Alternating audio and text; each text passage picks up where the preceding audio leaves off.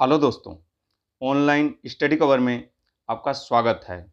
दोस्तों, आज के वीडियो में हम लोग कंप्यूटर के 100 महत्वपूर्ण प्रश्नों को कवर करेंगे। तो चलिए शुरू करते हैं। आज का पहला क्वेश्चन है, निम्नलिखित को बढ़ते क्रम में व्यवस्थित करें। तो निम्नलिखित को बढ़ते क्रम में व्यवस्थित करें। तो देखिए, पहले किलोबाइट आती है यानी केबी आती है, फिर उसके बाद मेगाबाइट यानी एमबी आती है, फिर उसके बाद गीगाबाइट यानी जीबी आती है, फिर उसके बाद टेराबाइट यानी टीबी आती है। तो आपका आंसर क्या हो जाएगा? ए। क्या हो जाएगा आपका आंसर? ए। आगे चलें। फ्लॉपी डिस्क किस प्रकार की मेमोरी होती है? तो फ्लॉपी डिस्क यह सेकेंडरी मेमोरी भी होती है और बाह्य मेमोरी भी होती है। ये कैसी होती है? सेकेंडरी मेमोरी भी होती है और बाह्य मेमोरी भी होती है। तो आपका आंसर क्या हो जाएगा? सी, ए और बी दोनों। ठीक है, आगे चलें। सी भाषा को किसने बनाया था? सी भाषा को किसने बनाया था? तो डेनिस रिटजी ने। किसने? डेनिस रिटजी ने सी भाषा का आविष्कार किया था। और चार्ल्स बेबेज को फादर ऑफ कंप्यूटर कहा जाता है। क्या कहा जाता है? फादर ऑफ कंप्यूटर, यानी कंप्यूटर का पितामह या कंप्यूटर का पिता चार्ल्स बेबेज को कहा जाता है।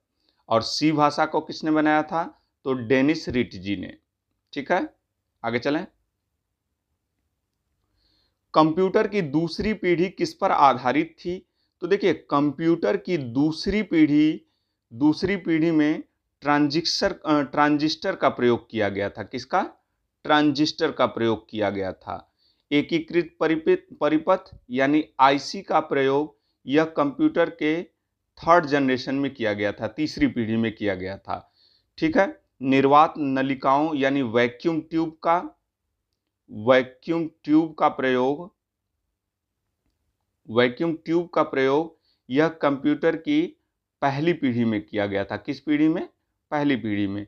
VLSI यानी very large scale integration. VLSI का फुल फॉर्म क्या होता है? Very large scale integration chip का प्रयोग यह चौथे पीढ़ी में किया गया था। किस पीढ़ी में? चौथे पीढ़ी में।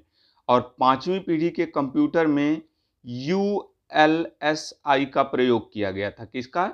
ULSI यानी ultra large scale integration. Ultra large scale integration. ठीक है, तो देखिए, पहली पीढ़ी के कंप्यूटर में वैक्यूम ट्यूब का प्रयोग किया गया था। दूसरी पीढ़ी के कंप्यूटर में ट्रांजिस्टर का प्रयोग किया गया था। तीसरी पीढ़ी के कंप्यूटर में आईसी का प्रयोग किया गया था। चौथी पीढ़ी के कंप्यूटर में VLSI यानी वेरी लार्ज स्केल इंटीग्रेशन का प्रयोग किया गया, चिप का प्रयोग किया गया था। और पांचवी पीढ़ी के कंप्यूटर में ULSI का प्रयोग किया गया था, यानी अल्ट्रा लार्ज स्केल इंटीग्रेशन का प्रयोग किया गया था। ठीक है, आगे चलें। नेटवर्क में कंप्यूटरों को जोड़ने की भौतिक व्यवस्था को क्या कहा जाता है? तो नेटवर्क में कंप्यूटरों को जोड़ने की भौतिक व्यवस्था को टोपोलॉजी कहा जाता है। क्या कहा जाता है? टोपोलॉजी। आगे चलें।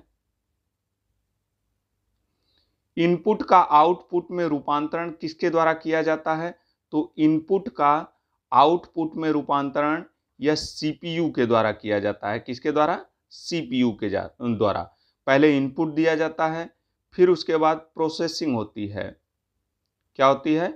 प्रोसेसिंग होती है। पहले इनपुट दिया जाता है, उसके बाद प्रोसेसिंग होती है, तो उसके बाद आउटपुट प्राप्त होता है। ठीक है, यह किसके द्वारा होता है? तो सीपीयू के द्वारा। आगे चलें। कंप्यूटरों की दूसरी पीढ़ी यानी सेकेंड जनरेशन किस दौरान देखी गई थी? यानी दूसरी पीढ़ी कंप्यूटर की किस दौरान देखी गई थी? तो देखिए, कंप्यूटर की पहली पीढ़ी 1942 से लेकर 1955 तक थी। ठीक है, 1942 से लेकर 1955 तक। और पहली पीढ़ी में वैक्यूम ट्यूब का प्रयोग किया गया था। किसका? वैक्यूम ट्यूब का। ठीक है। कंप्यूटर की दूसरी पीढ़ी 1956 से लेकर 1963 तक देखी गई थी। कब तक? 1956 से लेकर 1963 तक देखी गई थी। और दूसरी पीढ़ी के कंप्यूटर में ट्रांजिस्टर का प्रयोग किया गया था। किसका? ट्रांजिस्टर का। ठीक है। तीसरी पीढ़ी कंप्यूटर की 1964 से लेकर 1974 तक देखी गई थी। और तीसरी पीढ़ी में आईसी यानी इंटीग्रेटेड सर्किट का प्रयोग किया गया था। ठीक है। और चौथी पीढ़ी 1974 से लेकर 1980 तक देखी गई थी और इसमें VLSI का प्रयोग किया गया था। किसका? VLSI का प्रयोग। ठीक है। और पांचवी पीढ़ी के कंप्यूटर 1980 से लेकर अब तक 1980 से लेकर अब तक पांचवी पीढ़ी के कंप्यूटर हैं और इसमें ULSI का प्रयोग हुआ था। किसका? ULSI का। यानी इस समय कौन सी पीढ़ी चल रही है? तो इस समय पांचवी पीढ़ी चल रही है। ठीक है। इस समय पांचवी पीढ़ी के कंप्यूटर चल रहे हैं। तो दूसरी पीढ़ी कब से कब तक थी? तो 1956 से लेकर 1963 तक। आपका आंसर क्या हो जाएगा? बी। आगे चलें। प्रिंट देने के लिए क्या सेलेक्ट करेंगे? तो प्रिंट देने के लिए फाइल का सिलेक्शन किया जाता है। किसका? फाइल का। ठीक है। आगे चलें। किस प्रकार का डिवाइस डिजिटल सिग्नल को किसी ऐसे रूप में रूपांतरित करता है जो उपयोगकर्ता के लिए सुगम होता है? तो किस प्रकार का डिवाइस डिजिटल सिग्नल को एक ऐसे सिग्नल के रूप में रूपांतरित करता है जो उपयोगकर्ता के लिए सुगम होता है? तो किस प्रकार का डिवाइस होता है? तो ये आउटपुट डिवाइस होता है। कैसा होता है? Output device. ठीक है। आगे चलें। माइक्रो प्रोसेसर जो कंप्यूटर का मस्तिष्क होता है उसे क्या कहा जाता है? माइक्रो प्रोसेसर जो कंप्यूटर का क्या होता है? मस्तिष्क होता है। इसे CPU भी कहा जाता है। क्या कहा जाता है? CPU यानी सेंट्रल प्रोसेसिंग यूनिट। क्या होता है? सेंट्रल प्रोसेसिंग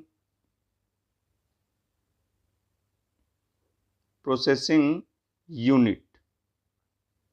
इसको माइक्रो प्रोसेसर, CPU या माइक्रोचिप भी कहा जाता है। क्या कहा जाता है? माइक्रोचिप। ठीक है। आगे चलें।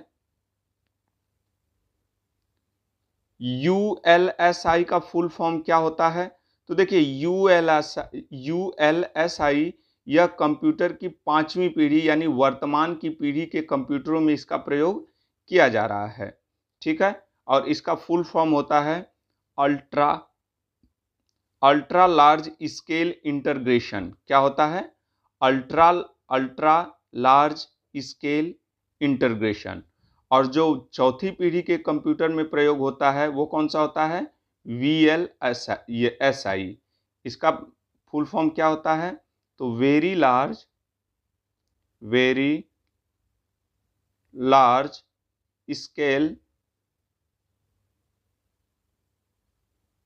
Scale integration.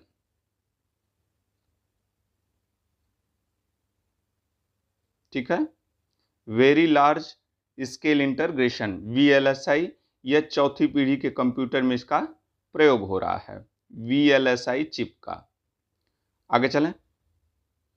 12वां क्वेश्चन। कंप्यूटर की पीढ़ियों और उनके आविष्कारों को सुनिश्चित कीजिए। तो देखिए प्रथम पीढ़ी के कंप्यूटर कौन कौन से थे? प्रथम पीढ़ी के कंप्यूटर में इनिएक, यूनिवैक और मार्क 1 इनका आविष्कार हुआ था प्रथम पीढ़ी के कंप्यूटर में। ठीक है। तृतीय पीढ़ी के कंप्यूटर में किसका आविष्कार हुआ था? तो तृतीय पीढ़ी के कंप्यूटर में IBM सिस्टम 360, NCR 395 इसका प्रयोग हुआ था। ठीक है। इसका आविष्कार हुआ था। चतुर्थ पीढ़ी के कंप्यूटर में किसका आविष्कार हुआ था? तो चतुर्थ पीढ़ी के कंप्यूटर में एप्पल सेकेंड इंटेल 404 का आविष्कार हुआ था, ठीक है। और पांचवी पीढ़ी के कंप्यूटर में आर्टिफिशियल इंटेलिजेंस का प्रयोग हुआ था, आर्टिफिशियल इंटेलिजेंस का आविष्कार हुआ था। एआई का फुल फॉर्म क्या होता है? तो आर्टिफिशियल इंटेलिजेंस, ठीक है। तो आपका आंसर क्या हो जाएगा? 3 2 1 4, 3 2 1 4 क्या हो जाएगा? बी। आगे चलें। टोंगल कुंजिया किसे कहते हैं? तो टोगल कुंजिया या किसे कहा जाता है? तो कैप्स लॉक और नम लॉक, कैप्स लॉक और नम लॉक, इन दोनों को टोगल कुंजिया कहा जाता है। तो आपका आंसर क्या हो जाएगा? सी। क्या हो जाएगा? सी। टोगल कुंजी किसे कहा जाता है? तो कैप्स लॉक को भी कहा जाता है और नम लॉक को भी, तो इन दोनों को टोगल कुंजी कहा जाता है। आगे चलें। निम्नलिखित में से ऑप्टिकल मेमोरी कौन सी होती है? तो ऑप्टिकल मेमोरी कौन सी होती है? तो ये सीडी रोम होती है। कौन सी? सीडी रोम, ठीक है। आगे चलें। कंप्यूटर का सबसे आम प्रकार है, इसका प्रयोग आमतौर पर द्विआधारी संख्या प्रणाली का उपयोग करके मात्राओं के साथ जानकारी को संसाधित करने के लिए किया जाता है। तो द्विआधारी संख्या प्रणाली का प्रयोग किस कंप्यूटर में किया जाता है? तो डिजिटल कंप्यूटर में। किस कंप्यूटर में? डिजिटल कंप्यूटर में। द्विआधारी संख्याएं कौन कौन सी होती हैं? तो 0 और 1। कौन सी होती हैं? 0 और 1, ठीक है। और डिजिटल और एनालॉग कंप्यूटर, जिस कंप्यूटर में डिजिटल और एनालॉग कंप्यूटर के गुण होते हैं, दोनों के गुण होते हैं, उन्हें हाइब्रिड कंप्यूटर कहा जाता है। क्या कहा जाता है? Hybrid computer. तो इसमें आपका आंसर क्या हो जाएगा? सी। कंप्यूटर के सभी हार्डवेयर की जांच निम्नलिखित में से कौन करता है? तो कंप्यूटर के सभी हार्डवेयर की जांच कौन करता है? तो ये बायोस करता है। कौन करता है? बायोस। कौन करता है? बायोस। बायोस का फुल फॉर्म क्या होता है? बेसिक इनपुट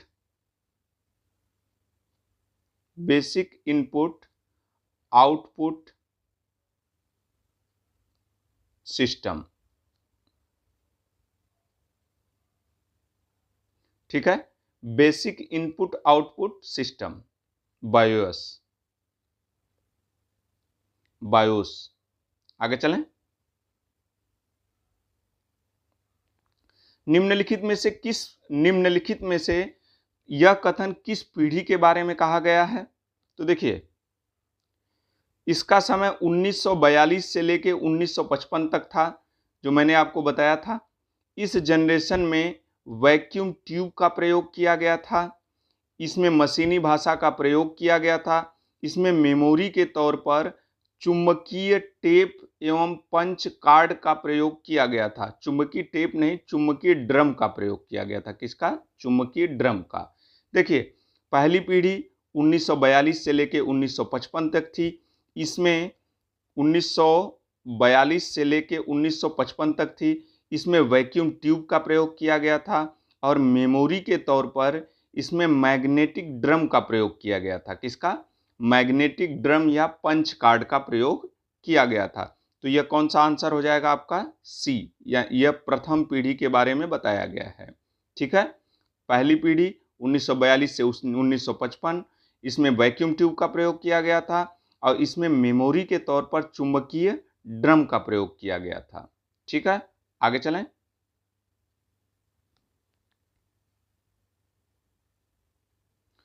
कंप्यूटर वायरस केवल एक प्रकार का सॉफ्टवेयर है जो मुख्यतः नष्ट करते हैं। तो मुख्यतः यह कंप्यूटर वायरस किसको नष्ट करते हैं? तो ये प्रोग्रामों को नष्ट करते हैं। किसको? प्रोग्रामों को। आगे, निम्नलिखित में से कौन सा स्टोरेज माध्यम नहीं है? स्टोरेज माध्यम या स्टोरेज डिवाइस नहीं है?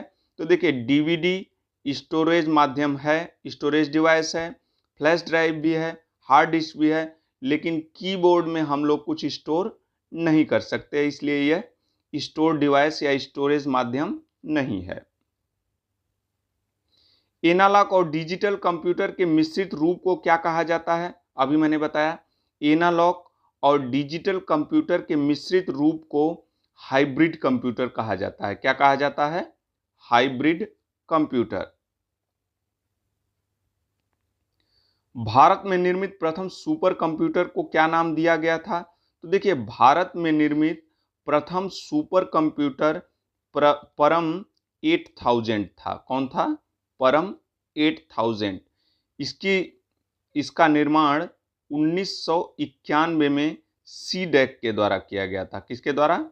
सीडैक पुणे के द्वारा। किसके द्वारा?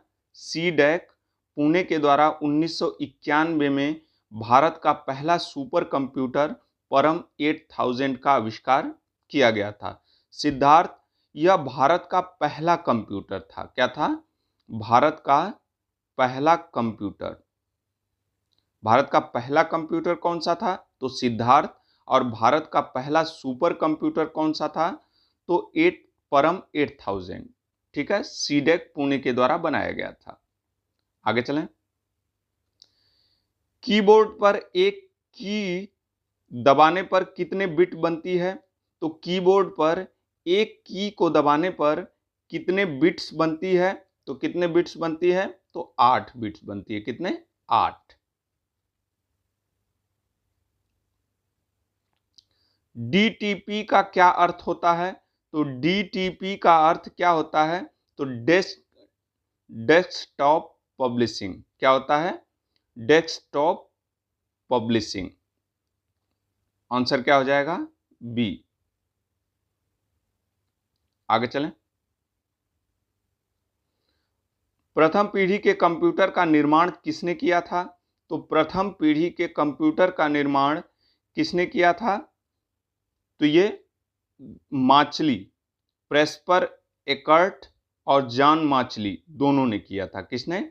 जे प्रेस्पर एकर्ट और जॉन माचली, इन दोनों ने प्रथम पीढ़ी के कंप्यूटर का निर्माण किया था। प्रथम पीढ़ी के कंप्यूटर 1942 से लेकर 1955 तक था। इसके प्रथम पीढ़ी के कंप्यूटर में किसका प्रयोग किया गया था? तो वैक्यूम ट्यूब का। किसका? वैक्यूम ट्यूब का।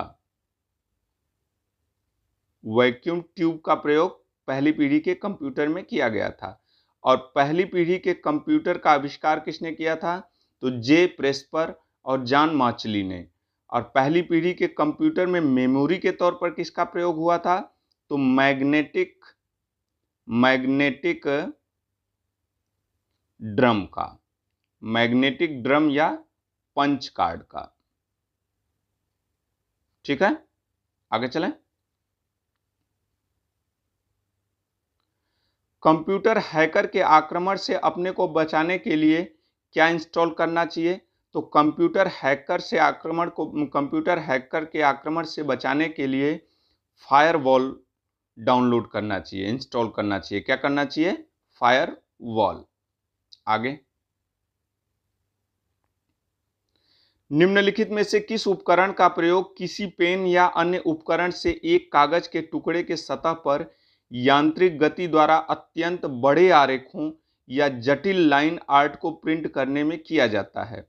तो किसका प्रयोग एक बड़े आरेखों या जटिल लाइन आर्ट को प्रिंट करने के लिए किया जाता है? तो प्लॉटर का। किसका? प्लॉटर का। ठीक है, आगे चलें। इंटीग्रेटेड सर्किट यानी आईसी पर किसकी परत होती थी? तो आईसी पर किसकी परत होती है? तो सिलिकॉन की। किसकी? सिलिकॉन की। और आईसी का प्रयोग किस पीढ़ी के कंप्यूटर में किया जाने लगा? तो यह तीसरी पीढ़ी के कंप्यूटर में। किस पीढ़ी के कंप्यूटर में? तीसरी पीढ़ी के कंप्यूटर में। कीबोर्ड में फंक्शन की संख्या कितनी होती है? तो कीबोर्ड में फंक्शन की F1 से लेकर F12 तक होती है। कहां तक होती है? F1 से लेकर F12 तक यह फंक्शन की कहलाती हैं। और इनकी संख्या कितनी होती है? तो 12 होती है। कितनी? 12। आगे चलें। लाइन के प्रारंभ में या डॉक्यूमेंट्स के प्रारंभ में कर्सर को लाने के लिए किस की का प्रयोग किया जाता है? तो लाइन के प्रारंभ में या डॉक्यूमेंट के प्रारंभ में कर्सर को लाने के लिए किसका प्रयोग किया जाता है? तो होम की का। किसका? होम की का।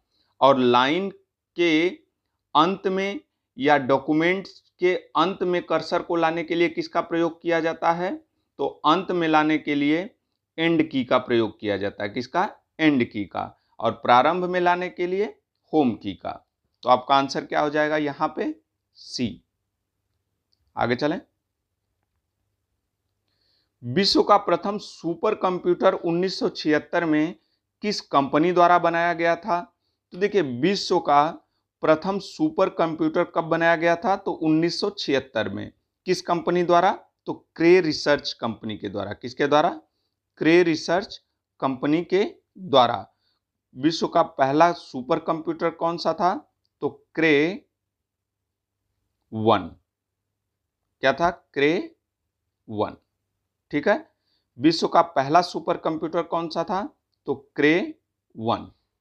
किस कंपनी द्वारा बनाया गया था? तो क्रे रिसर्च कंपनी द्वारा। कब? 1976 में। आगे चलें। किसी आंकड़ा संचय में रिकॉर्डों का वृक्षाकार संचय क्या कहलाता है? तो रिकॉर्डों का वृक्षाकार संचय क्या कहलाता है? तो श्रेणीबद्ध मॉडल कहलाता है। क्या कहलाता है? श्रेणीबद्ध मॉडल। निम्नलिखित में से किस फंक्शन का प्रयोग चयनित आइटम का नाम बदलने के लिए किया जाता है? किस फंक्शन का प्रयोग, किस फंक्शन की का प्रयोग चयनित आइटम का नाम बदलने के लिए किया जाता है? तो F2 का। किसका? F2 का। F1 का प्रयोग ये हेल्प के लिए किया जाता है। किसके लिए? हेल्प के लिए। F3 का प्रयोग किसी चीज को सर्च करने के लिए किया जाता है। किस लिए? सर्च के लिए। ठीक है। F4 का प्रयोग यह कंट्रोल के साथ किया जाता है। किसके साथ? कंट्रोल के साथ। F4 का प्रयोग करने से सिस्टम में चलाई गई विंडो को बंद करने के लिए कंट्रोल F4 का प्रयोग किया जाता है। ठीक है। आगे चलें। कैश मेमोरी किन दोनों के बीच कार्य करती है? तो कैश मेमोरी यह CPU और रैम के बीच कार्य करती है। किसके बीच? CPU और रैम के बीच कार्य करती है। ठीक है। आगे चलें। पहले से ऑन कंप्यूटर को रीस्टार्ट करने को क्या कहते हैं? तो पहले से ऑन कंप्यूटर को रीस्टार्ट करने को वार्म बूटिंग कहा जाता है। क्या कहा जाता है? Warm booting. ठीक है। आगे चलें। निम्नलिखित कथन किस पीढ़ी के बारे में कहा गया है? तो देखिए, इसका समय 1956 से लेकर 1963 तक था। तो देखिए, 1942 से लेकर 1955 तक पहली पीढ़ी का प्रयोग हुआ था।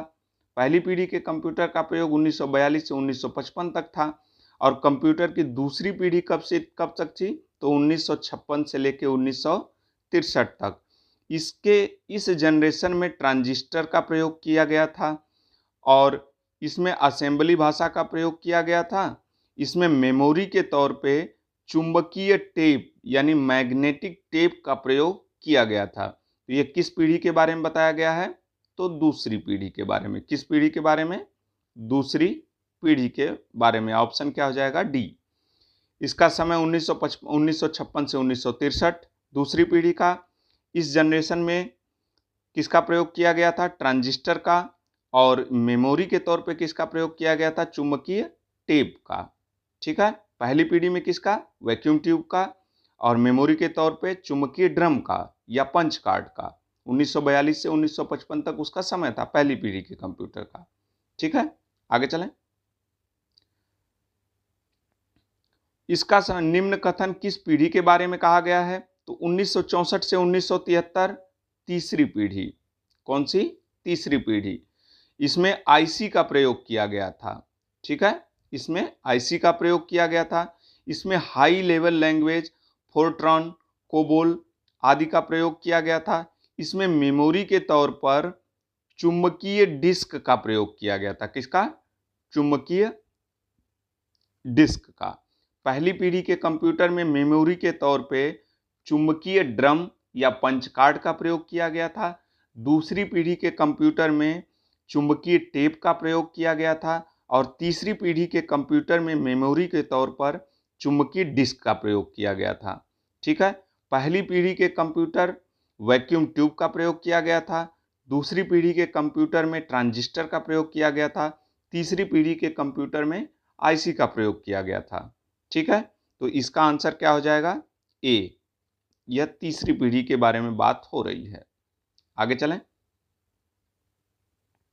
दोस्तों, वीडियो पसंद आए तो लाइक करना, चैनल को सब्सक्राइब करना। निर्देशों का एक संग्रह है जो कंप्यूटर द्वारा निष्पादित किए जाने वाला एक विशिष्ट कार्य है।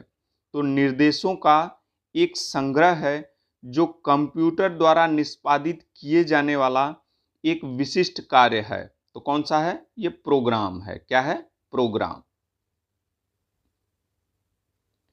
कैलकुलेटर किस प्रकार की कंप्यूटर कार्य पद्धति पर कार्य करता है? तो कैलकुलेटर यह डिजिटल कंप्यूटर कार्य पद्धति पर कार्य करता है। किस पर? डिजिटल कंप्यूटर कार्य पद्धति पर। यानी पूछ सकता है कि कैलकुलेटर कैसा कंप्यूटर होता है? तो यह डिजिटल कंप्यूटर होता है। कैसा? डिजिटल। किसी भी कमांड को चलने के लिए किसका उपयोग किया जाता है? तो किसी भी कमांड्स को चलाने के लिए ये किसका प्रयोग किया जाता है? तो एंटर की का। किसका? एंटर की का। एंटर देने के बाद ही कमांड चलता है। नोड का इस्तेमाल किस प्रकार के कंप्यूटर में होता है? तो नोड का इस्तेमाल यह मेन फ्रेम कंप्यूटर में होता है। किसमें? मेन फ्रेम कंप्यूटर में। ठीक है, आगे चलें। दो शब्दों या अक्षरों के बीच स्पेस बनाने या बढ़ाने के लिए किस की का प्रयोग किया जाता है? तो दो शब्दों या अक्षरों के बीच स्पेस बनाने या बढ़ाने के लिए किसका प्रयोग किया जाता है? तो स्पेस की का। किसका? स्पेस की का। और यह स्पेस की यह कीबोर्ड पर सबसे लंबी की है। क्या है? सबसे लंबी की है। ठीक है, इसको भी याद रखना आप। कंप्यूटर को किस प्रकार की बुद्धि की संज्ञा दी गई है? तो कंप्यूटर को कृत्रिम बुद्धि की संज्ञा दी गई है। किसकी? कृत्रिम बुद्धि की। कंप्यूटर के विकास में सर्वाधिक योगदान किसका है? तो कंप्यूटर के विकास में सर्वाधिक योगदान किसका है? तो वॉन न्यूमैन का। किसका? वॉन न्यूमैन का। चार्ल्स बेबेज, इन्होंने कंप्यूटर का आविष्कार किया था और इन्हें कंप्यूटर का पिता कहा जाता है। क्या कहा जाता है? कंप्यूटर का पिता, फादर ऑफ कंप्यूटर। लेकिन कंप्यूटर के विकास में सबसे ज्यादा योगदान किसका था? तो वॉन न्यूमैन का। ठीक है, आगे चलें। दस्तावेज का प्रिंट लेने से पहले एक प्रमुख कदम है। तो दस्तावेज का प्रिंट लेने के लिए क्या करते हैं? तो पेपर की सेटिंग करना पड़ता है पहले।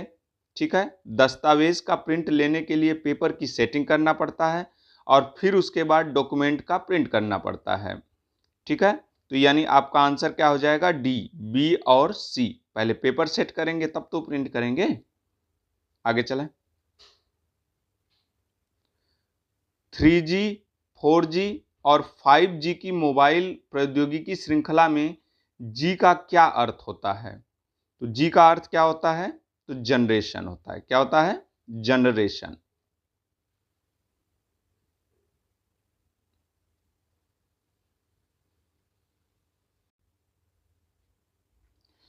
कंप्यूटर में विंडोज एक प्रकार है। कंप्यूटर में विंडोज क्या होता है? तो विंडोज ये सॉफ्टवेयर होता है। क्या होता है? सॉफ्टवेयर। मेन फ्रेम या सुपर कंप्यूटर को एक्सेस करने के लिए प्रयोक्ता प्रायः किसका इस्तेमाल करते हैं? तो मेन फ्रेम या सुपर कंप्यूटर को एक्सेस करने के लिए किसका इस्तेमाल किया जाता है? तो नोड का। किसका? नोड का। आगे चलें। कौन सीपीयू को डाटा उपयोग करने के लिए सबसे तीव्र मार्ग प्रशस्त प्रदान करता है? सीपीयू को डाटा उपयोग करने के लिए सबसे तीव्र मार्ग कौन प्रदान करता है? तो कौन मार्ग प्रदान करता है? तो रजिस्टर। कौन? रजिस्टर। ठीक है, ऑप्शन क्या हो जाएगा? सी। आगे चलें। Desktop computer, laptop, palm top, tablet computer, personal digital assistant किस कंप्यूटर के उदाहरण हैं? तो desktop, laptop, palm top, tablet computer, personal digital computer, यह किस कंप्यूटर के उदाहरण हैं? तो यह माइक्रो कंप्यूटर के उदाहरण है। किसके? माइक्रो कंप्यूटर के। आगे चलें। कंप्यूटर निम्नलिखित में से कौन सा कार्य नहीं करता? निम्नलिखित में से कौन सा कार्य नहीं करता? तो ये अंडरस्टैंडिंग का कार्य कंप्यूटर नहीं करता। बाकी इंप्यूटिंग, प्रोसेसिंग, कंट्रोलिंग, ये तीनों कार्य कंप्यूटर करता है, लेकिन अंडरस्टैंडिंग का कार्य कंप्यूटर के बस की बात नहीं है। ये इंसानों के बस की बात है। किसकी? इंसानों के। इंसान अंडरस्टैंडिंग करते हैं, कंप्यूटर नहीं। डाटा प्रोसेसिंग का अर्थ क्या होता है? तो डाटा प्रोसेसिंग का अर्थ गणना कार्य करना। क्या है? गणना कार्य करना होता है। सुपर कंप्यूटर के लिए शब्द लंबाई का परास कितना होता है? तो सुपर कंप्यूटर के लिए शब्द लंबाई यह 64 बिट तक होती है। कहां तक? 64 बिट तक। निम्नलिखित में से कौन एक इंपैक्ट प्रिंटर नहीं है? कौन सा इंपैक्ट प्रिंटर नहीं है? तो देखिए, इंकजेट प्रिंटर यह इंपैक्ट प्रिंटर नहीं होता है। ठीक है, इंकजेट प्रिंटर और line printer. Line printer, inkjet printer और लाइन प्रिंटर ये इंपैक्ट प्रिंटर नहीं होता है। बाकी drum printer, dot matrix printer, daisywheel printer, ये सारे इंपैक्ट प्रिंटर होते हैं, लेकिन लाइन प्रिंटर, इंजेक्ट प्रिंटर यह इंपैक्ट प्रिंटर नहीं होता है। आगे चलें। पहली पीढ़ी के कंप्यूटरों में किसका प्रयोग किया गया था? तो पहली पीढ़ी के कंप्यूटरों में, कई बार मैंने बता दिया, पहली पीढ़ी के कंप्यूटरों में वैक्यूम ट्यूब यानी निर्वात नलिकाओं का प्रयोग किया गया था। किसका? निर्वात नलिकाओं या वैक्यूम ट्यूब का। दूसरी पीढ़ी के कंप्यूटर में ट्रांजिस्टर का प्रयोग किया गया था। तीसरी पीढ़ी के कंप्यूटर में आईसी का प्रयोग किया गया था। चौथी पीढ़ी के कंप्यूटर में VLSI का प्रयोग किया गया था। पांचवी पीढ़ी के कंप्यूटर में ULSI का प्रयोग किया गया था। इसका full form very large scale integration, और ULSI का अल्ट्रा लार्ज स्केल इंटीग्रेशन। ठीक है, आगे। कंप्यूटर की भौतिक बनावट क्या कहलाती है? तो कंप्यूटर की भौतिक बनावट इसे हार्डवेयर कहते हैं। क्या कहते हैं? हार्डवेयर। पहली माइक्रोचिप कौन सी थी? पहली माइक्रोचिप कौन सी थी? तो यह इंटेल द्वारा विकसित की गई थी, इंटेल 404। कौन सी थी? इंटेल 404। जब कोई कंप्यूटर कोई क्रमादेश लागू करता है तो वह क्रमादेश कहां पर अटक जाता है? तो जब कोई कंप्यूटर कोई क्रमादेश लागू करता है तो वह क्रमादेश कहां अटक जाता है? तो वो रैम में अटक जाता है। कहां? रैम में। देखिए, रैम एक अस्थाई मेमोरी है, अस्थाई मेमोरी है, टेम्परेरी मेमोरी है, टेम्परेरी मेमोरी है, वर्सेटाइल मेमोरी है, वर्सेटाइल मेमोरी है। ठीक है, रैम क्या होती है? अस्थायी मेमोरी। अस्थायी याद करने के लिए तो देखिए रैम, रैंडम एक्सेस मेमोरी, जो ए है, ए से आप अस्थायी याद रखिएगा। ए से क्या होता है? अस्थायी। क्या होता है? अस्थायी, याद करने के लिए। वैसे इसका full form random access memory होता है, लेकिन याद रखने के लिए कि रैम कैसी मेमोरी होती है, तो ए को अस्थायी मान के चलिए। रीड ओनली मेमोरी, यह स्थायी मेमोरी होती है। क्या होती है? स्थायी मेमोरी। आगे चलें। किस प्रिंटर द्वारा एक स्ट्रोक में एक अक्षर प्रिंट होता है? तो किस प्रिंटर द्वारा एक स्ट्रोक में एक अक्षर प्रिंट होता है? तो ये लाइन प्रिंटर में। किसमें? लाइन प्रिंटर में। वर्तमान में दुनिया का सबसे तेज सुपर कंप्यूटर फ्रंटियर किस देश का है? तो वर्तमान में दुनिया का सबसे तेज सुपर कंप्यूटर कौन सा है? तो फ्रंटियर है। इससे पहले कौन था? तो इससे पहले फुकाकू था। क्या था? फुकाकू। ठीक है। वर्तमान में दुनिया का सबसे तेज कंप्यूटर फ्रंटियर है, और इससे पहले कौन सा था? फुकाकू। ये जापान का था। कहां का? जापान का। लेकिन वर्तमान में सबसे तेज सुपर कंप्यूटर कौन सा है? फ्रंटियर। यह अमेरिका का है। कहां का? अमेरिका का। ऑप्शन क्या हो जाएगा? डी।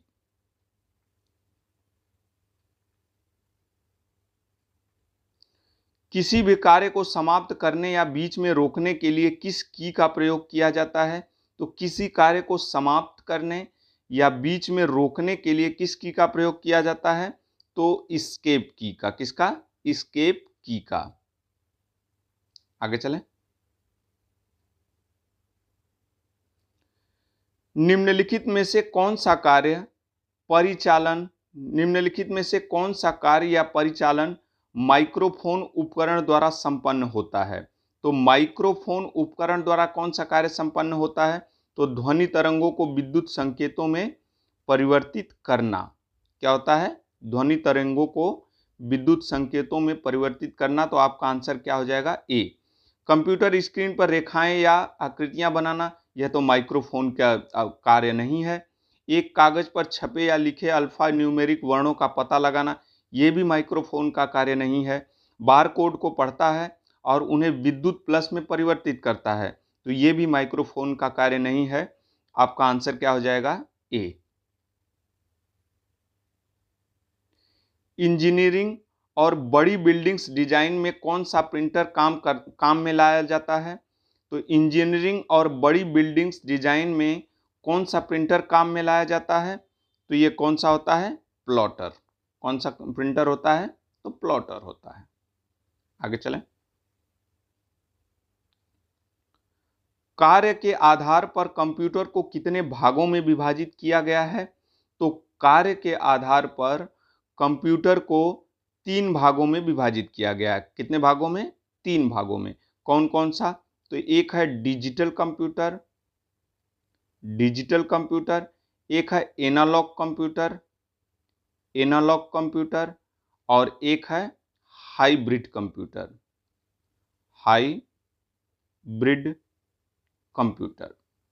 ठीक है। डिजिटल कंप्यूटर, एनालॉग कंप्यूटर और हाइब्रिड कंप्यूटर। डिजिटल और एनालॉग कंप्यूटर दोनों के गुण जिस कंप्यूटर में होते हैं उसे हाइब्रिड कंप्यूटर कहा जाता है। ठीक है। आगे चलें।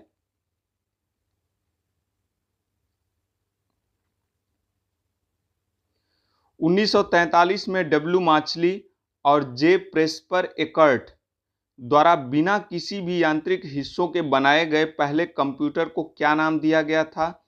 तो देखिए 1943 में जे डब्ल्यू माचली और जे प्रेस्पर एकर्ट द्वारा बिना किसी भी यांत्रिक हिस्सों के बनाए गए पहले कंप्यूटर को क्या कहा गया? तो इसको इनिएक कहा गया। क्या कहा गया? इनिएक। इनिएक का आविष्कार किसने किया था? तो जे डब्ल्यू माचली और जे प्रेस्पर एकर्ट ने। ठीक है। तो आंसर क्या हो जाएगा? ए। यह पहली पीढ़ी का कंप्यूटर था। अभी हमने ऊपर पढ़ा था कि पहली पीढ़ी के कंप्यूटर का आविष्कार किसने किया था? तो माचली और एकर्ट ने। ठीक है। आगे चलें। भारत में रेलवे के अंतर्गत सर्वप्रथम कंप्यूटरीकृत आरक्षण व्यवस्था कहां पर लगाई गई थी? तो भारत में रेलवे के अंतर्गत सबसे पहले कंप्यूटरीकृत आरक्षण व्यवस्था यह नई दिल्ली में लगाई गई थी। कहां? नई दिल्ली में। कंप्यूटर का हिंदी नाम क्या होता है? तो कंप्यूटर का हिंदी नाम यह संगणक होता है। क्या होता है? संगणक। ठीक है, आगे चलें। एक संसाधक के आंतरिक डेटाबेस में बिट्स की संख्या होती है जिसे संसाधक एक बार में संशोधित कर सकता है। तो किसमें एक संसाधक के आंतरिक डेटाबेस में बिट्स की संख्या होती है? किसमें होती है? तो ये वर्ड लेंथ में होती है। किसमें? वर्ड लेंथ में। आगे चलें। कंप्यूटर आधारित डाटा तैयार करने वाले व्यक्ति को क्या कहा जाता है? तो कंप्यूटर आधारित डाटा तैयार करने वाले व्यक्ति को यूजर कहा जाता है। क्या कहा जाता है? यूजर। कंपाइलर क्या होता है? कंपाइलर क्या होता है? तो कंपाइलर यह मशीन स्तर की भाषा को एक उच्च स्तर से अनुवाद करने के लिए प्रोग्राम होता है। क्या होता है? मशीन स्तर की भाषा को एक उच्च स्तर से अनुवाद करने के लिए प्रोग्राम होता है। यानी मशीनी लैंग्वेज को उच्च स्तरीय भाषा में बदलने के लिए जो प्रोग्राम होता है उसे कंपाइलर कहा जाता है। तो आंसर क्या हो जाएगा आपका? सी। ठीक है, आगे चलें। कीबोर्ड की मुख्य कुंजी किसे कहा जाता है? तो कीबोर्ड की मुख्य कुंजी एंटर को कहा जाता है। किसको? एंटर को। और इसी की को दबाने के बाद प्रोसेसिंग शुरू होती है। क्या होती है? प्रोसेसिंग शुरू होती है इसी की को दबाने से। ठीक है, आगे चलें। चिकित्सा के क्षेत्र में ईसीजी, डायलिसिस आदि मशीनें किस प्रकार के कंप्यूटर के उदाहरण हैं? तो चिकित्सा के क्षेत्र में ईसीजी, डायलिसिस आदि मशीनें यह किस प्रकार के उदाहरण हैं? तो ये हाइब्रिड कंप्यूटर के उदाहरण हैं। किसके? हाइब्रिड कंप्यूटर के। या पेट्रोल पंप पे जो पेट्रोल या डीजल देने के लिए जो मशीनें लगी होती हैं वो भी हाइब्रिड कंप्यूटर के उदाहरण हैं। ठीक है, पेट्रोल पंप पे जो मशीनें लगी रहती हैं डीजल या पेट्रोल देने के लिए, ये भी हाइब्रिड कंप्यूटर के उदाहरण हैं। ठीक है, आगे चलें। भारत में निर्मित प्रथम कंप्यूटर का क्या नाम है? तो भारत में निर्मित प्रथम कंप्यूटर यह सिद्धार्थ है। कौन सा? सिद्धार्थ। और भारत में निर्मित पहला सुपर कंप्यूटर कौन सा है? तो पहला सुपर कंप्यूटर परम 8000 है। ठीक है, यह 1991 में सीडेक पुणे के द्वारा बनाया गया था। किसके द्वारा? सीडेक पुणे के द्वारा। एक हार्डवेयर डिवाइस जो डाटा को अर्थपूर्ण इंफॉर्मेशन में परिवर्तित करता है क्या कहलाता है? तो एक हार्डवेयर डिवाइस जो डाटा को अर्थपूर्ण इंफॉर्मेशन में परिवर्तित करता है उसे क्या कहते हैं? उसे प्रोसेसर कहते हैं। क्या कहते हैं? प्रोसेसर कहते हैं। प्रोसेसर, सीपीयू या माइक्रो प्रोसेसर या माइक्रोचिप। ठीक है, एनालिटिकल इंजन का आविष्कार 1837 ईस्वी में किसने किया था? तो देखिए 1837 ईस्वी में एनालिटिकल इंजन का आविष्कार कब हुआ था? तो 1837 में। ठीक है, और एनालिटिकल इंजन का आविष्कार किसने किया था? तो चार्ल्स बेबेज ने किया था। किसने? चार्ल्स बेबेज ने। और इसी एनालिटिकल इंजन के आविष्कार के बाद चार्ल्स बेबेज को कंप्यूटर का पिता कहा जाने लगा। ठीक है, कंप्यूटर का पिता कहा जाने लगा। ठीक है, फादर ऑफ कंप्यूटर। ठीक है, आगे चलें। प्रोग्रामेबल कुंजियां किसे कहते हैं? तो प्रोग्रामेबल कुंजियां किसे कहा जाता है? तो ये फंक्शन कुंजी को, किसको? फंक्शन कीज को। फंक्शन कीज को या फंक्शन कुंजी को प्रोग्रामेबल कुंजियां भी कहा जाता है। ठीक है, और फंक्शन की संख्या कितनी होती है? तो F1 से लेकर F12 तक फंक्शन की होती है। ठीक है, तो इनकी संख्या कितनी होती है? 12। कितनी होती है? 12। आगे, डिस्प्ले के सबसे छोटी इकाई पिक्सल की संख्या क्या कहलाती है?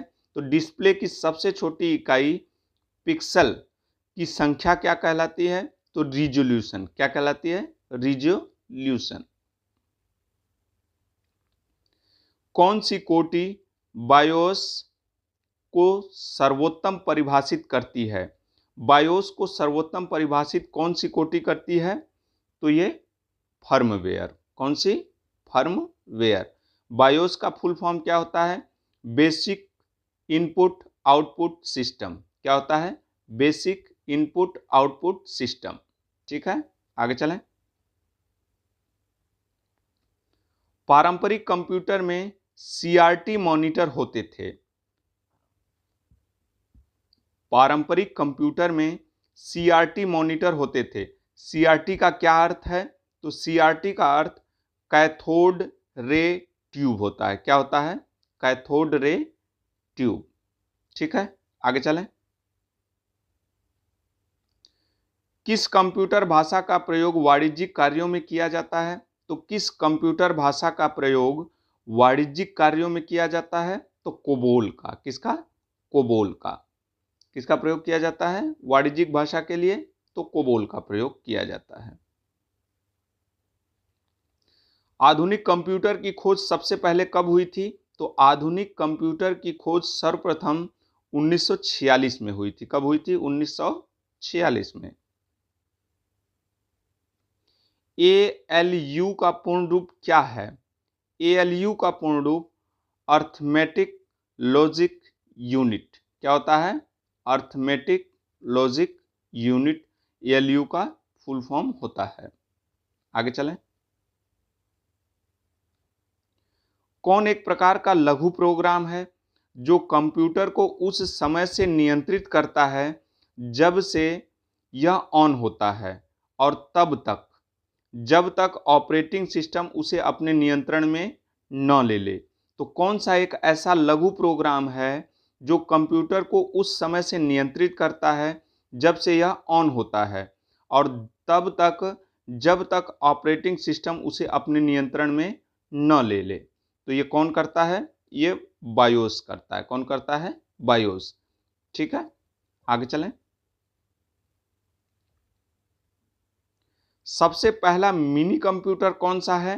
तो सबसे पहला मिनी कंप्यूटर PDP-8 था। कौन सा था? PDP-8। भारत में प्रथम कंप्यूटर कहां प्रतिस्थापित यानी इंस्टॉल किया गया था? तो भारत में प्रथम कंप्यूटर यह कहां इंस्टॉल किया गया था? तो यह इंडियन स्टैटिस्टिकल इंस्टीट्यूट कोलकाता में।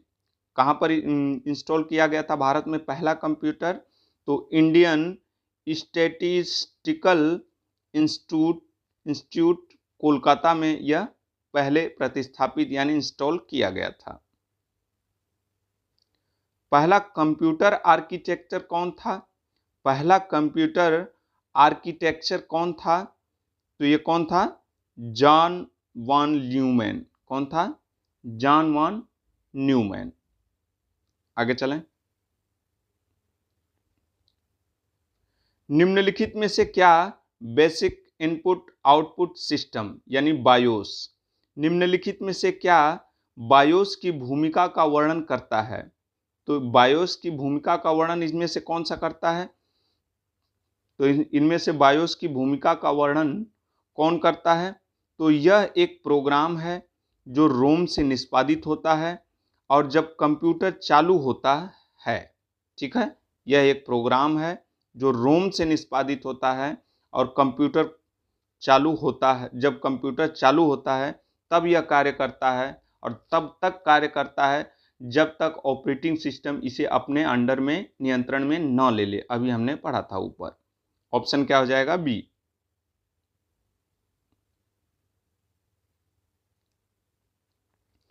वे कंप्यूटर जो भौतिक मात्राओं को मापकर उनके परिणाम अंकों में व्यक्त करते हैं। वे कंप्यूटर जो भौतिक मात्राओं को मापकर उनके परिणाम अंकों में व्यक्त करते हैं क्या कहलाते हैं? तो यह एनालॉग कंप्यूटर कहलाते हैं। क्या कहलाते हैं? Analogue computer. ठीक है। भारत का परम सिद्धि सुपर कंप्यूटर को विश्व में कौन सा स्थान प्राप्त हुआ? भारत का परम सिद्धि सुपर कंप्यूटर को विश्व में 63 यानी 63वां स्थान प्राप्त है। कौन सा? 63वां।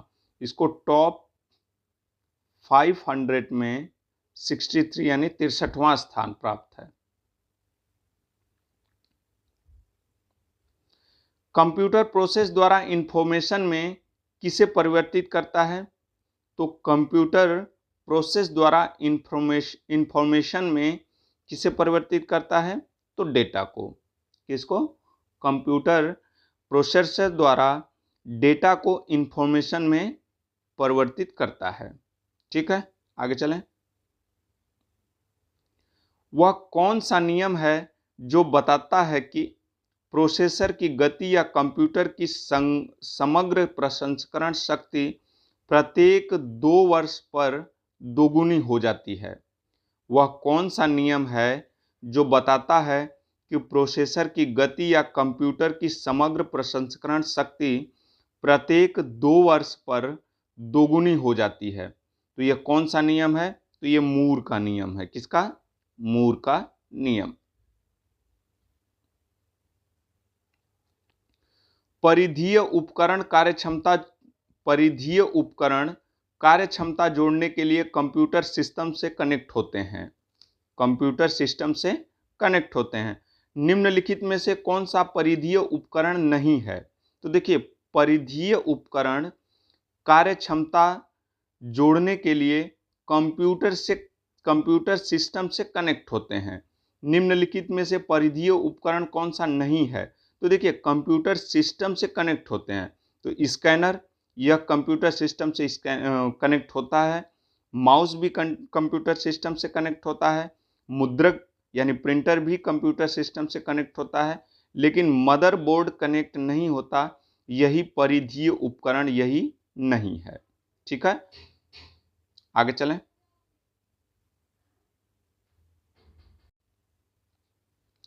भारत का सबसे शक्तिशाली सुपर कंप्यूटर प्रत्यूष IITM भारतीय उष्णकटिबंधीय मौसम विज्ञान संस्थान में स्थापित किया गया था। कहाँ पर स्थापित किया गया था? यानी ये पूछ रहा है भारतीय उष्णकटिबंधीय मौसम विज्ञान संस्थान कहाँ पर स्थित है? तो भारतीय उष्णकटिबंधीय मौसम विज्ञान संस्थान यह पुणे में स्थित है। कहाँ? पुणे में। ठीक है। कंप्यूटरों के संदर्भ में सॉफ्टवेयर का क्या अर्थ होता है? तो कंप्यूटरों के संदर्भ में सॉफ्टवेयर का क्या अर्थ होता है? तो कंप्यूटर प्रोग्राम्स होते हैं। ये क्या होते हैं? Computer programmes.